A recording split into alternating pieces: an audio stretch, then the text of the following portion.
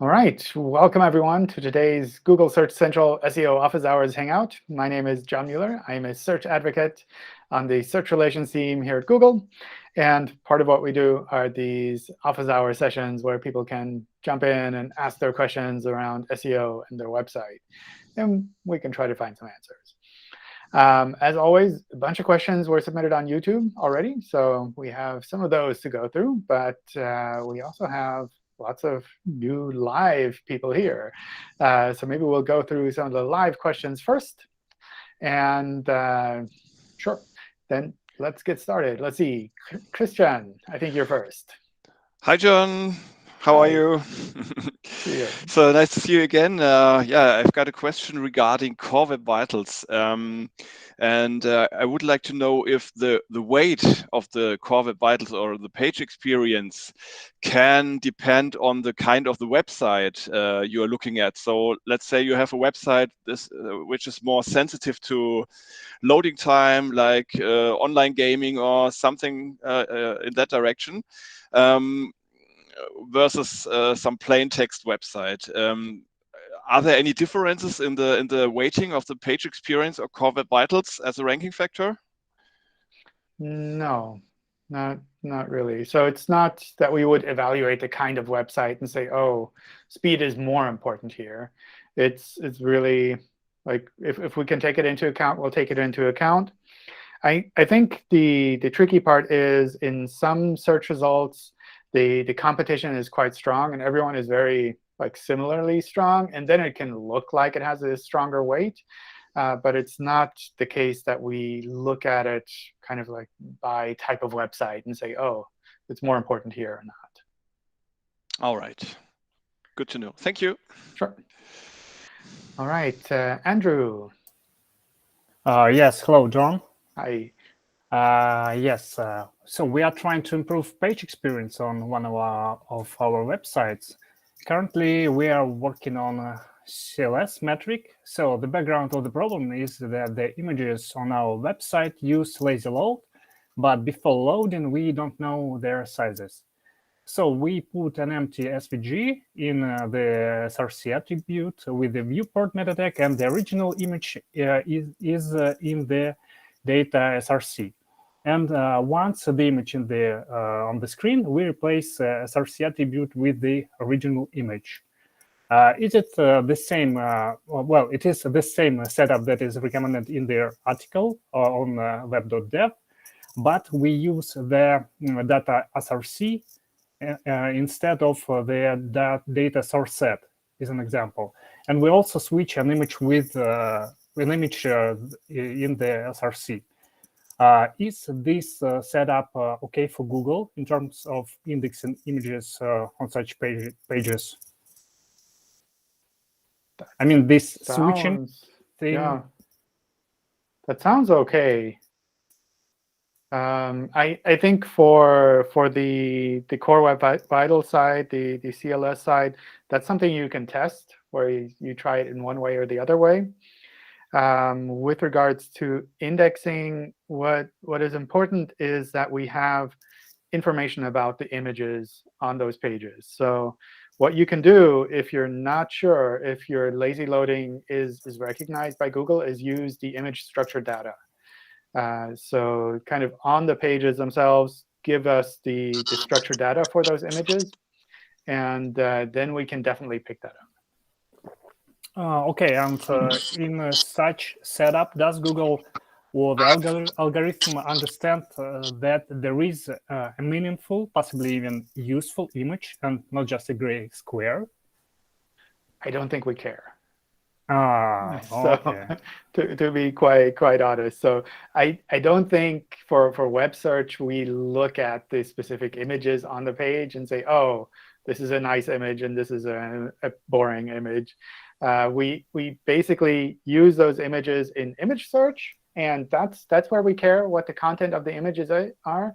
But within web search, we don't really care if it's a gray square or if it's a picture of a beach. OK. And also, I wanted to ask, is it OK in general not to use the SRC at all and instead use only the data SRC attribute? Do you like recognize and well, not recognize, but use this attribute for indexing pages or no images? I don't think we use it by default, but if it loads with lazy loading as an image element on the page, then we can pick that up. And if you use the structured data or an image sitemap, we can also pick that up. So it's not by default that we would use the data SRC, but we use what ends up being rendered on the page. Oh, OK. Thank you. Sure. GK, I think. Hi, John. Hi. I have a question about reputation research. Does Google collect Android and iOS application reviews in the process of extensive reputation research?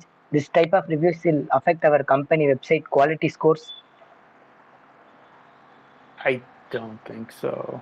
At least for web search, I don't think we would take that into account. And we don't have kind of a notion of a quality score when it comes to web search anyway. So I could imagine that indirectly, if these reviews are published on the web somewhere, we might pick them up and we might index them. But if they're like in App Store somewhere, I don't think we even see them. For web search, like for other kinds of searches, I don't know. OK, thank you. Sure. John, may I add something to this question? Sure. If you don't mind, of course. Yeah. I also don't think that Google is able to see these stores because they are kind of closed ecosystems, especially the App Store. So if you don't have an account, you cannot access them, in other words. So it's almost the same like with the websites. If you have something that is locked with user and passwords, it's not possible to be publicly accessed by a software like the crawler in this situation. Yeah, that might be. I don't actually know the details of how the web, kind of the Play Store or the App Store content is shown or accessible in search. But yeah, that might also be the case. Cool. Let's see, Hazel. Hi, John. Nice to have you here. So my first question is, recently the crawl request on my company site has dropped like nearly over 90%, and we have checked all aspects according to the Google official doc, like robots, text, or CDNs, and we want to know some any other possible technical factors that can cause a sudden drop of crawl request in a day. What main aspects do you recommend us to also check? So what it sounds to me like our systems have trouble accessing your content quickly enough. So when it comes to the number of requests that we make on a website, we have two kind of things that we balance. On the one hand, the crawl demand, which is how much we want to crawl from a website. And assuming this is a reasonable website, then the crawl demand usually stays pretty stable. It can go up if we see a lot of new content. It can go down if we see like very little content. But usually, these changes are very kind of slow over time. And the other side is the crawl capacity. This is how much we think the server can support from crawling without causing any problems.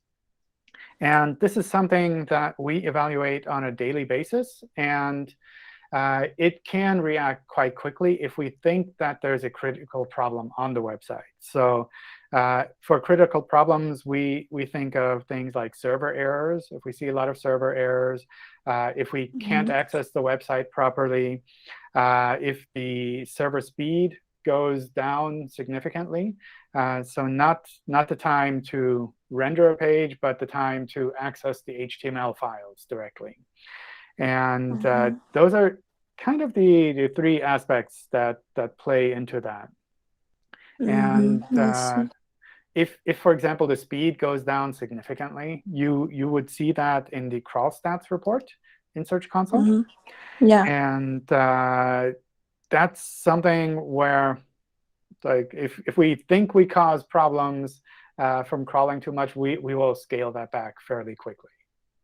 Oh, I see. So the response time is highly relevant with highly related with the crawl request, right? Yes. Crawl rate yes. also. Yeah. Do you think the response codes of huge 5xx and 4xx also may reduce the crawl rate? 5xx errors, definitely. Those are server errors, which we would see as being potentially problematic. 400 errors are less problematic because it's basically content doesn't exist, so we can crawl normally. So if a page disappears, that's no problem. If it has a server error, that is a problem.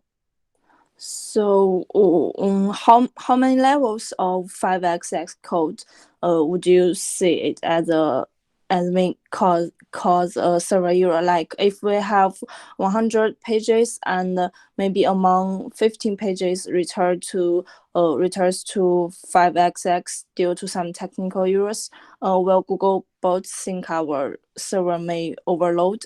Like how many percent would make? I don't think we have a fixed number. So what I would check if this recently dropped the speed, I would go into Search Console and the crawl stats section and see if one of those numbers there changed significantly. Like it will have the graph, and then you can see like on this date we saw the change, and did the 5xx errors go up or go down, or is the speed kind of changing there, anything like that. Oh, I see. So, if assuming that we find the critical problem, and maybe it was because of our response time or maybe the server error. If we fix this problem, like maybe in 1 or 2 weeks, when will we see the crawl rate back to the normal request? Like we update the crawl rate on a daily basis. So probably within a couple of days, you will see like step by step it increasing again. So maybe if we fix it in the right direction, we can see it increase. Okay, yes. I see. Yes. Thanks. Sure. Let's see, Alessio. Hey, hi John. How are you? Hi. Pretty good. I don't know if you remember, I joined the office hour session like a few weeks ago, and I asked you about some software 4. I sent you a couple of examples, and you said you would send them over to the team to check what the problem exactly was, because as I described back then in the URL inspection tool, will show us that everything was pretty much there, and then you said maybe there is an issue on our side. I don't know if you recall that. Just wanna follow up on that. It's possible. I don't have kind of offhand the escalations that we did there. So yeah, I don't know. I think if you posted the URLs, then I definitely passed them on to the team. But I don't know if like what changes they would make based on that. Is there a way to understand if the issue is on our side or on your side? Because obviously if it's on your side, we don't have to worry about that. But if there is something we are doing wrong, we would like to fix it. At the moment, for us, it's a bit difficult to understand what we are doing wrong. Yeah. So, usually with soft 404s, it's based on the content that we find on the website. Yeah. So if we see things like an error page on a website, or if we see, I don't know, no index pages, or something that mentions errors in the text on the page, then that's something we could potentially classify as a soft 404. So I don't remember the actual URLs that you had, so it's really hard for me to say. But I imagine these are normal pages on your side. Then that would probably be something that just our systems have to pick up over time. And with the escalations that I do for the soft 404 team, usually they take that into account for future algorithm updates. Okay. So it's not that they would manually tweak it and say, oh, it's just, this one is not. but rather they fix the code and improve it so that it doesn't catch those kind of pages. Because the strange thing is that a few days after I spoke to you, I saw the number of software for going down. Then a week later, it went up again. So it was curious to see that. But yeah. I don't think you would see those changes that quickly, because usually these algorithm changes, they take a bit of time. Okay, perfect. Got it. Thanks a lot. Appreciate it. Sure. Philip. Hey, John. Hi. All right. I've got a question on query strings and faceted navigation, how to deal with this. So we've got our site. We load our faceted nav on our category pages. With JavaScript, there's no href links on them, so Google's not going to find those. And we don't want those indexed either. So the way we kind of have it set up, the only way these kind of seem to be accessible to Google is if someone externally links to them. And so to prevent that indexation, we've got canonicals set up. We decided not to do it through robots.txt. But, I was thinking about this, and I know the canonicals is more of a suggestion. So I get a little paranoid sometimes. I'm like, I don't want all the, these things to get indexed and stuff like that. So then I started kind of thinking about the Search Console parameter tool. So I started kind of poking around there. And that seems, if I block those parameters, is that really essentially the same thing as blocking with like robots.txt, and then the canonicals wouldn't get seen? I guess that's question number one. So we use that tool as a way of recognizing pages that we shouldn't index and for picking better canonical choices. So basically what would happen there is if we've never seen that page before, then like nothing will get indexed anyway. If we've seen that page before and we've noticed it has a rel canonical on it and we're unsure like what we should do with this rel canonical because it's not a 100% clear signal, then having it listed in that tool basically skews that discussion and basically says, oh, like we don't want this index, then we just won't index that. And we've seen in rel canonical here, so we'll just follow that rel canonical. Okay, so it will still crawl it. It wouldn't act similar to the robots. Yeah. Usually what happens is the crawling still happens, but it doesn't happen at the same speed. Just because we like recognize ahead of time that actually this is probably not something that we need. Okay. That makes sense. Because then that kind of takes care of the next question. Because then I was thinking about, because they had there's the options if it's just tracking based or if it actually like changes the page. And the tracking one allows you to kind of follow, only the representative URL, which in my head I was like, oh yeah, that sounds great. But I guess if the other one does the same thing, then we're kosher. Yeah. I think using the blocking setting makes a lot of sense there. All right, great. Thanks, John. All right. Let me run through some of the submitted questions, and I'll get back to the rest of you with your raised hands as well. Don't worry. And probably have some time afterwards as well for more questions if needed. Let's see. The first question I have on the list here is, in Search Console, we can see for a keyword, after we have filtered the country, that every month on the 27th, there's an impression increase by 300%. There are no clicks at these time periods when the posting is always close to 1. I wanted to ask whether bots can trigger such impressions, and what should we do about it? It can definitely be the case that bots or scrapers or things like that are triggering these impressions. We filter and block bots at different levels in the search results.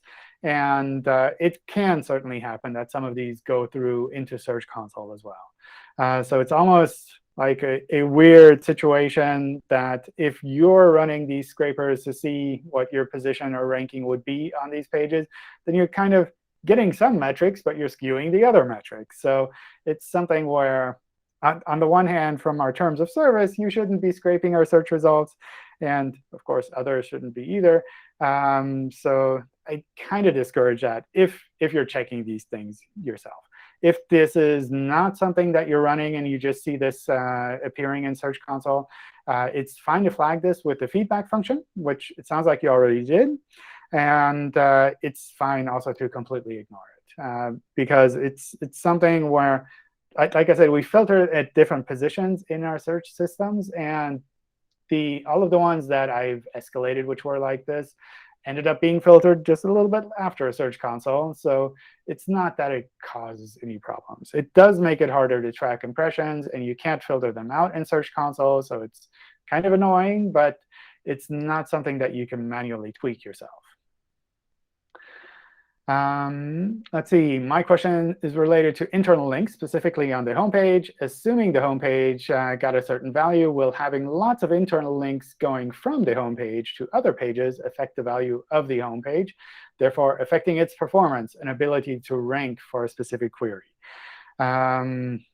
Interesting question. So basically, what you're doing with the internal linking is spreading the value that you're getting from your pages relative to the rest of your website. So if, for example, like all of the external links go to your homepage, and that's where all of the signals get collected, and your homepage has absolutely no links, then we can focus purely on the homepage. As soon as it has other links as well, then we kind of distribute that out across all of these links.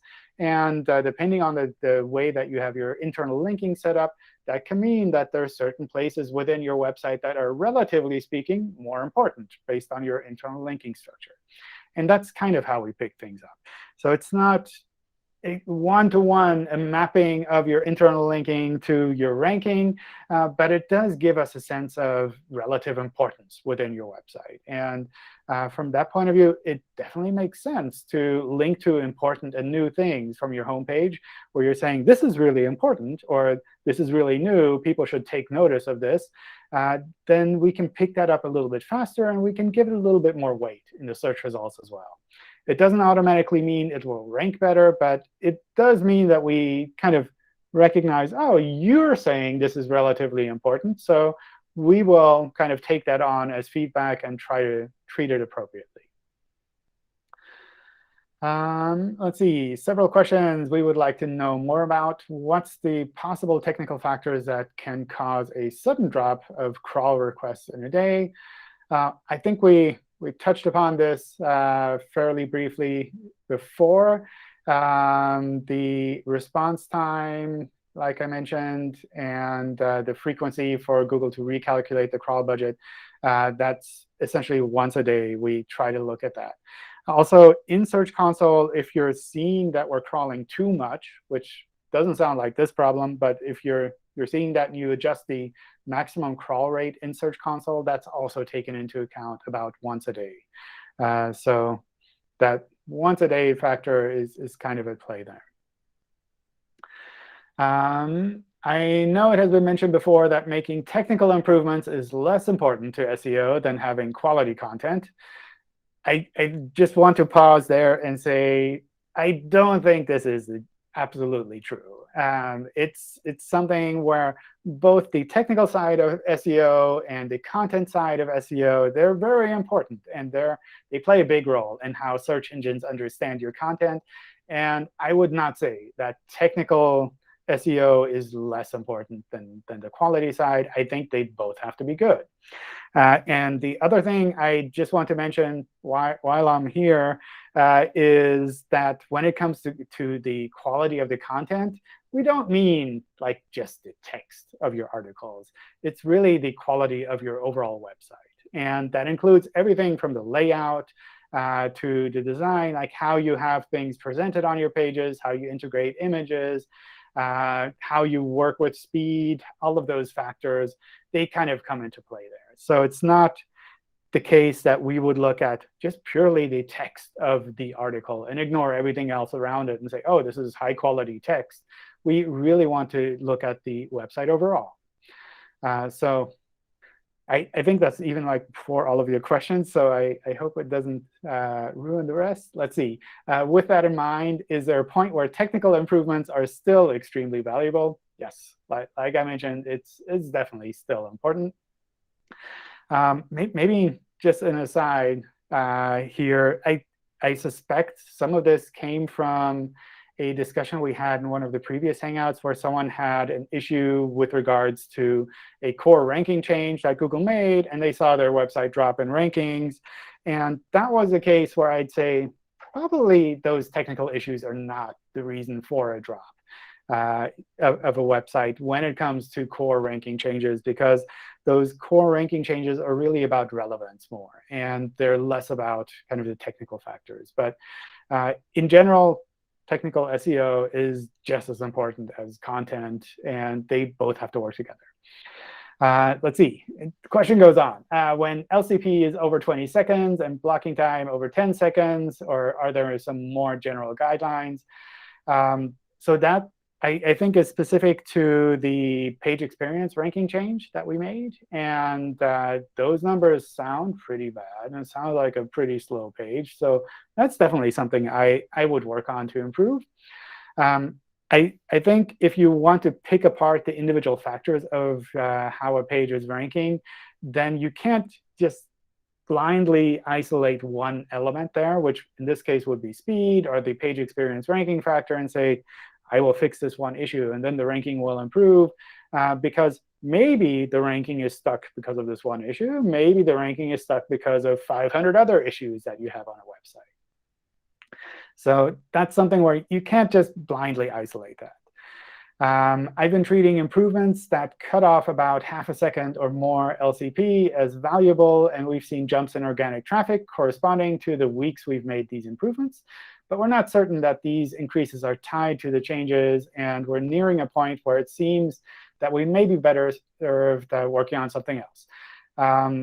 Yeah, but like I mentioned, it's hard to say if it's really specific to this one change. One thing maybe worth mentioning specifically about speed is that for the Core Web Vitals, we take into account the data that is, I think, delayed by 28 days or something like that, so about a month back, which means if you make significant speed changes on your website that affect the Core Web Vitals and accordingly the page experience ranking factor, then I would expect it to take about a month to be visible in the search results. So if you're seeing changes in search that happen like on the next day, then probably that wouldn't be related to the speed changes that you made. And similarly, if you make bigger speed changes, then you need to take into account that it's going to take about a month before you even see any effects from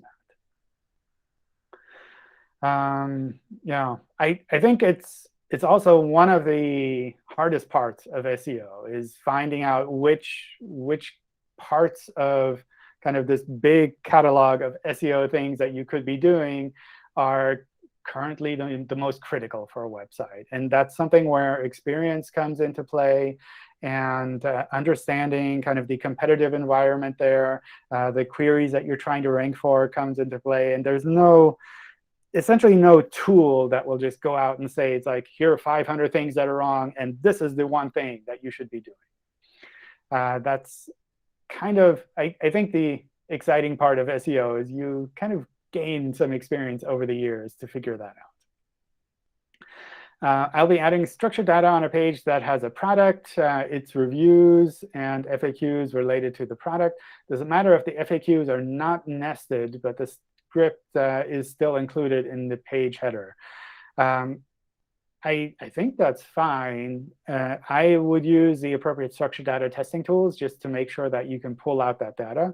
But from what I understand from the structured data guidelines for those elements, these don't necessarily have to be nested. So that's probably OK. But you can test with the testing tools. The testing tools essentially do what we would use for indexing, and they'll tell you right away if it's good or not.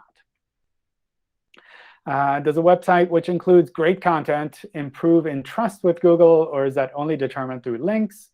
I don't think we have like a trust factor that we can kind of look at and say, oh, trust is at, I don't know, 9 out of 12, or whatever numbers you would have there. So that's kind of, I don't know. It's almost like a philosophical question at that point. Is like, does improving the quality of your content overall make a website more trustworthy with regards to Google. And like, well, I don't know. There are no metrics specifically for that. I think improving the quality of your content is always a good idea, but it's, yeah, I don't know. Lots of things are involved there. And when it comes to trust, it's definitely not a matter of just links that are pointing at a website. Would delaying loading of non-critical JavaScript until the first user interaction affect SEO ranking in any way? This will not affect UX and UI. Is there anything we should be concerned about, such as affecting the Chrome user experience report data? So I think from what I understand from the question, it's basically you're lazy loading the functionality that takes place when a user starts to interact with a page, and not lazy loading the actual content. If that's the case, then that sounds perfectly fine to me. That's something similar to, I believe they call it hydration when it comes to JavaScript-based sites, where you essentially load the content from HTML as a static HTML page, and then you add the JavaScript functionality on top of that. From our point of view, if the content is visible for indexing, then we can take that into account, and we can just use that. It's not the case that Googlebot will go off and click on different things. We essentially just need the content to be there. The one thing where kind of clicking on different things might come into play is with regards to links on a page. If those links are not loaded as A elements, then we won't be able to recognize those as being links. And similarly, as one of the questions I think early on was with regards to lazy loading of images on a page, if those images are not loaded as image elements, then we don't recognize them as image elements for image search. And then it's good to have kind of a backup in the form of structured data or an image sitemap on your file, so that we can understand that even if those images are currently not loaded on the page, they should be associated with that page. I think you have your hand raised as well. So I just wanted to check. Does that work for you? It does, yes. Thank you for answering that. I only want to add, first of all, yeah, the A's, so the links are there, so we're good with that.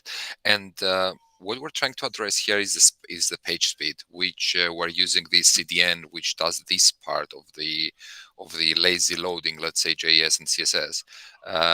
So yes, we're trying to increase the speed. This did increase the web vitals as well by like a lot. More than 50%. So I don't know if such a big change will affect us in any way, in a bad way. Is this considered, I mean, lazy loading CSS a bad practice, or is there anything on that?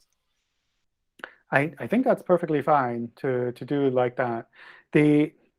With regards to CSS in particular, so I don't know, JavaScript probably less so, but CSS in particular, since it affects the layout of the page, that could affect the CLS score. And it could affect the understanding of whether or not a page is mobile friendly. So that might be something to watch out for. But otherwise, if you're using lazy loading and you're making your pages much faster for users, then it's like, good job. Yeah, that sounds good. Great. Thank you very much. Sure. Let's see. My client is having a rather unique issue that is relevant to the times. Ordinarily, I would recommend that if a product is out of season or out of stock, that they keep the URL live and put a note to the user as to when the product will be available. With supply chain shortages, this company is experiencing an inordinate amount of temporarily out-of-stock products, and this creates a negative user experience. How do we balance the user experience with SEO? They want to take all the URLs offline so that customers stop complaining about the number of out-of-stock items on the e-commerce site. However, this means their URLs and SEO is impacted. Yeah, I don't know. I think this is always a bit challenging, specifically around out-of-stock and temporarily out-of-stock content.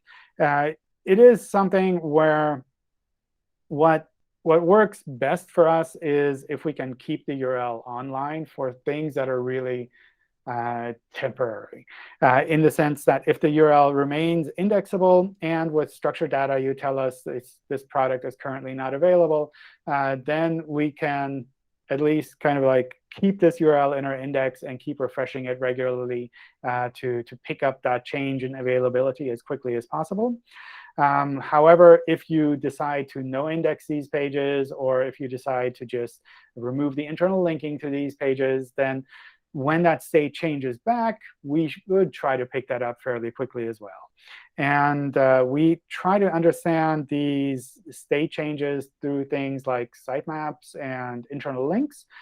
So especially if you add a product back and then suddenly it has internal links again, that helps us to pick that up again.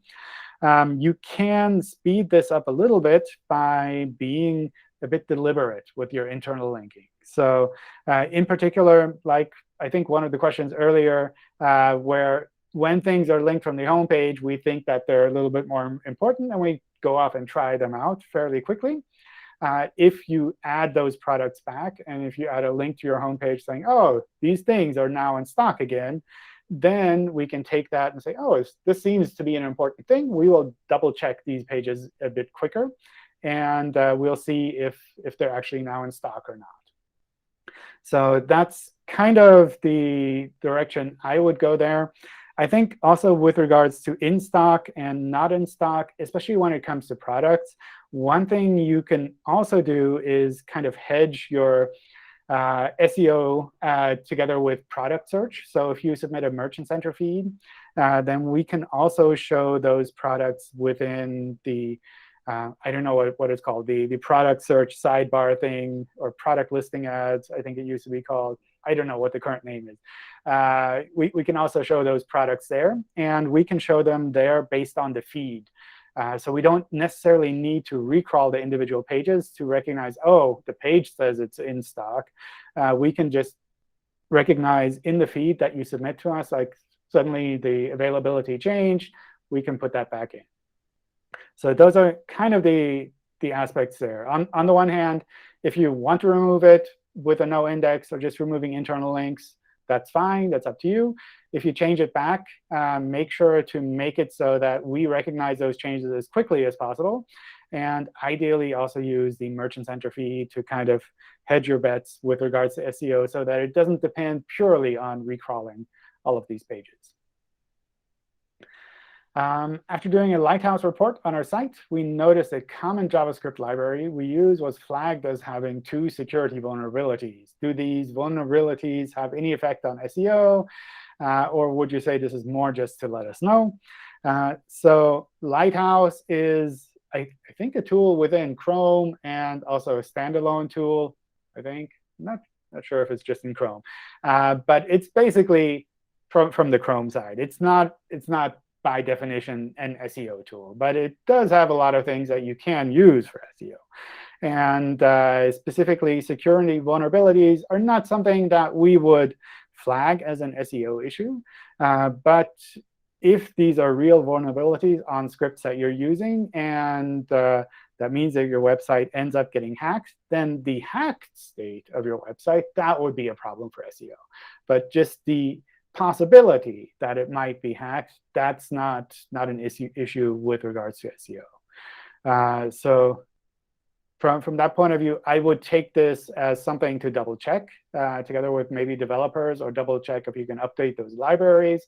But I wouldn't see it as something that will change your rankings immediately.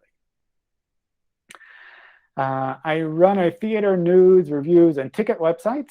Some of the content that's posted is generic from the show's producers. Is it OK to post this on the website with admin as the author?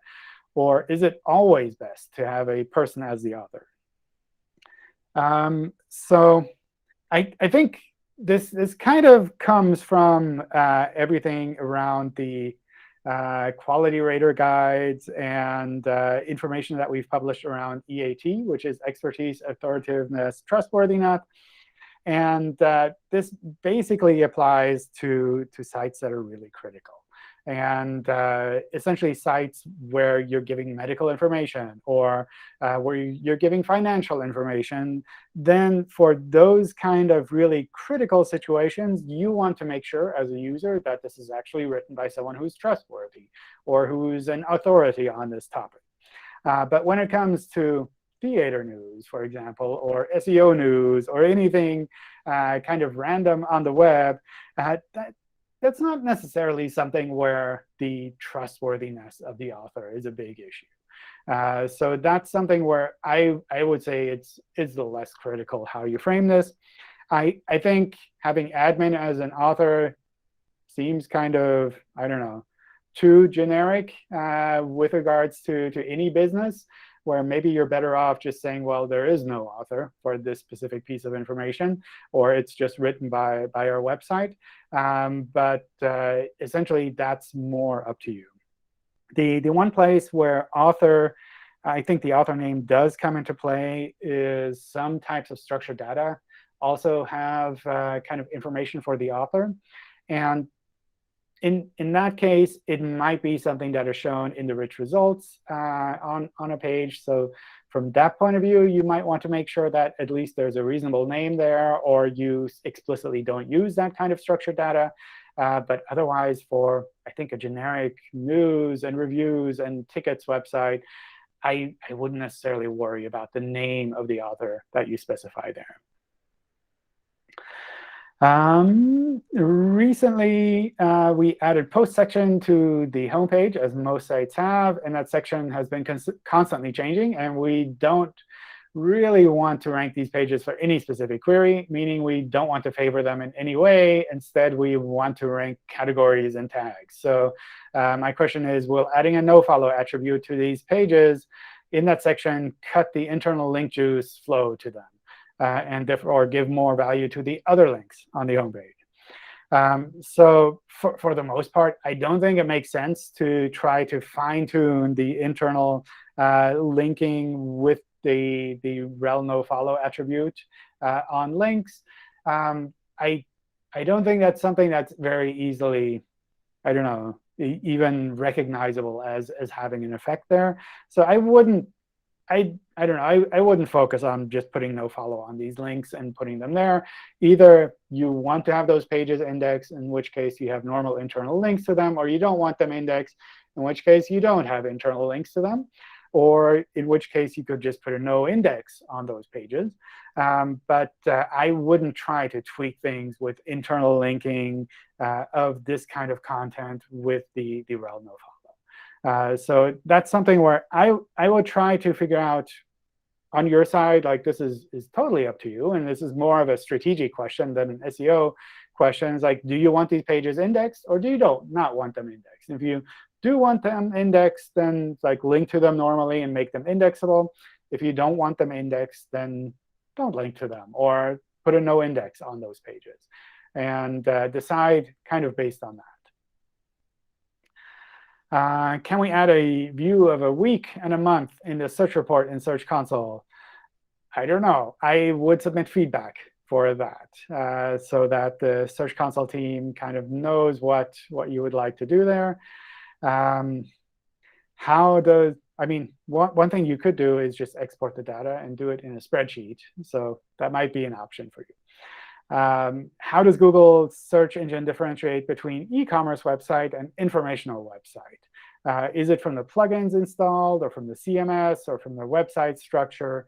We want to use Woocommerce plugin for a specific purpose other than e-commerce. We don't want to sell any products. Will the Woocommerce installation classify our website as an e-commerce website? So we don't classify websites based on the infrastructure that they use. And I sometimes get this question with regards to blogs. It's like, I want to publish an article, and I do it in WordPress. Does this mean that Google thinks that my article is a blog post? It's like we don't have this notion of trying to understand what type of content something is just based on the infrastructure that it uses. You can use essentially an e-commerce site setup for posting your blog posts if you want to. It's probably not very suitable for things like that, but you could if you wanted to. And if we see that, we will say, well, this page has a lot of content on this specific topic. We will rank this page based on this content. So from that point of view, if you want to use a specific infrastructure, which you think works well for your website, then go for it. It's not going to be the case that we will say, oh, your website uses this infrastructure, so it must be this kind of a website. That's not the case. We essentially look at the pages that we see there, and based on the content that we find on those pages, based on that, we try to classify these individual pages. And even then, it's not the case that we would say, oh, this is an e-commerce page, or this is an article page, but rather we would try to figure out what intent does this page cover, and how does that map to the search results. Like if someone is looking to buy something specific and we see it's a product page, then we might say, well, this covers this kind of like user wants to buy something intent fairly well, therefore we'll rank it. So it's, I don't know, lots of those things kind of flow into that. OK, let me see. We have lots of raised hands and still a bunch of questions left. Maybe I'll just go back to the raised hands. Adriana, I think you're next. Hi, John. My question is kind of an elementary one, but it's wildly debated at my agency, and it's about impressions. So can you tell us what classifies an impression in Google Search Console, and then how that might be changing with the infinite scroll? OK. There's a lot about that. So what we have a Help Center page on what is impressions, clicks, and positions, I think it's roughly called, that has a ton of details on those impressions. So that's something that I would look at first. It's something I usually look at when I get this question. So that would be my recommendation, first of all. With regards to infinite scroll, or kind of this continuous scroll setup that we're trying out, I think it's a little bit tricky, because it's hard to determine what exactly is happening from an SEO point of view. But essentially, from our side, we're still loading the search results in groups of 10, essentially. And as a user scrolls down on the page, we kind of dynamically load the next set of 10 results there. And when that set of 10 results is loaded, that counts as an impression. So that basically means that kind of the scrolling down and you start seeing page 2 of the search results, that we would see is like, well, this is page 2 now, and it now has impressions, similar to if someone were to just click on page 2 directly in the links. So from that point of view, not much really changes there. What I think will change a little bit is that users will probably scroll a little bit easier to page 2, page 3, or 4. And based on that, the number of impressions that a website can get in the search results will probably go up a little bit. I don't think it'll be like an extreme change, but probably it'll be more the case that if you were ranking on page 2, then suddenly your website gets a lot more impressions, just because it's easier to reach page 2 in the search results. And the number of clicks, I suspect, will remain similar, because like people will kind of like scroll up and down and look at the results on a page, and they'll click on one of them. So probably what will happen is impressions go up a little bit, clicks stay the same. That means the click-through rate tends to go down a little bit. And that, if you're focusing purely on click-through rate for SEO, then I suspect that will be a little bit of a kind of, I don't know, weird situation, because it's hard to determine, did the click-through rate drop because this page was shown in this continuous scroll environment, or did it drop because users saw it, but they didn't like to click on it as much anymore? So that's, I think, kind of tricky there. One thing that, I don't know, helps a little bit, I think, is we do this continuous scrolling just for the first 4 pages. And then afterwards, you click on kind of the load more or next page. I don't know what exactly it's called. So it's not something that you would see if you're ranking on page 5 or 6. At least not at the moment. Nobody knows how these things evolve. And at the moment, it's only for English results in the US. I suspect if they see that this works well for users, they'll roll it out in more countries and more regions. But like, as always, who knows? And it's hard to determine what the timeline there will be.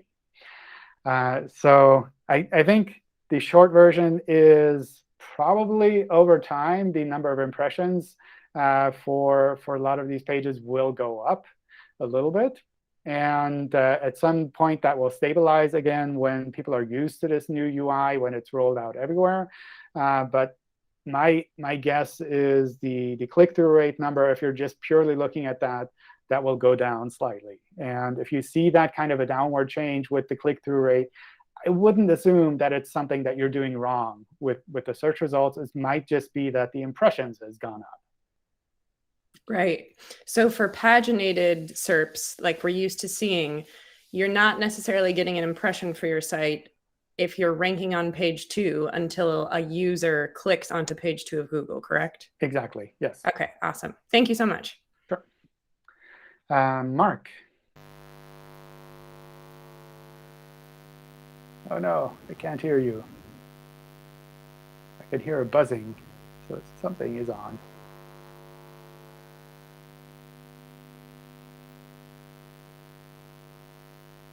Can you hear me now? Yes, yes, perfect. All right. Sorry. My question kind of links to Neil's question, and it's about your money, your life. Would you consider texts about energy energy supply for the household or telecommunication supply for the household? Would you consider them to be part of the your money, your life structure as well? I don't know. I think for things like this, on the one hand, we don't have this like hard-coded inner algorithms that we try to look out for these specific kinds of pieces of content. So it's not something where we would have an absolute answer. But what I would do is look at the quality rater guidelines and see what kind of sites they're talking about there. And then based on that, try to estimate. But it's also something where you can ask users directly, where you can do like a small user study, or where you could do maybe A/B testing on your website, where you have some of your content with an author, some of it without an author. And you just kind of see, like, from almost like a natural point of view, do users react differently to this content? And based on that, make your decision. OK, thank you very much. Sure. Raphael. Hey, John. So my question is, I have a customer that they have like a very high average response time, 2 seconds to be precisely. And I'm having a very hard time to have buy-in from them to improve that. So I would like to know, how does the average response time impact rankings and search, or improving that, what benefits this website would have for Googlebot or from an SEO point of view? So this is question 1. And then question 2 is on a different subject. That is, another customer, they just redesigned their website. It's still the same CMS and content. And after that, all of our FAQ schemas stopped being displayed in Google search results. And this is 3 months old now, and we still are not there, even everything being passing on the rich results test and inspection tool. So like, what did that happen, and when should I expect to see FAQ being displayed again, or if it will ever be? So thank you. OK. So average response time, I assume you're looking at the server response time in the crawl stats or things like that? Yeah, in Google Search Console. OK. So 2 seconds seems pretty long to me. Usually, I recommend, like, we don't have any fixed numbers, but I recommend somewhere along the lines of maximum 200 milliseconds to kind of aim for. And 2 seconds is a lot more than that. What this affects is how quickly we can crawl. So if we want to crawl, I don't know, 100 URLs right now from your website, and we think we can do maybe 5 connections in parallel to your website, then based on that response time, those 100 URLs will be spread out, and we won't be able to crawl that much per day. So that's usually the primary effect, that we just don't crawl as much as we could. And does third-party scripts do you use third-party scripts into consideration and when measuring that, or it's purely my server? That's purely your server, and that's purely the HTTP requests that we send to your server. So if you have one page that has CSS and images and things like that, the overall loading time, that goes into the core Web Vitals. But the individual HTTP requests, that goes into the crawl rate. That answered my question. Thank you so much. And that doesn't affect the rankings. It's purely just from a technical point of view, how much we can crawl. And the other question, I think, was the FAQ schemas. I think there are two things that might have happened. It's hard to say offhand. One is that we might have reevaluated the quality of your website overall at about the same time that you made those changes. It's probably more of a coincidence if that were the case. But it could be that we kind of are not that convinced about this website anymore. And if we're not convinced about the website, then usually we don't show any rich results. And that would include the FAQs. So one way to kind of double check that is if you do a site query for these individual pages, do the rich results show up there or not? If they do show up there, then that means technically we can recognize them, but we don't want to show them. So that's kind of a hint that maybe from a quality point of view, you need to improve things.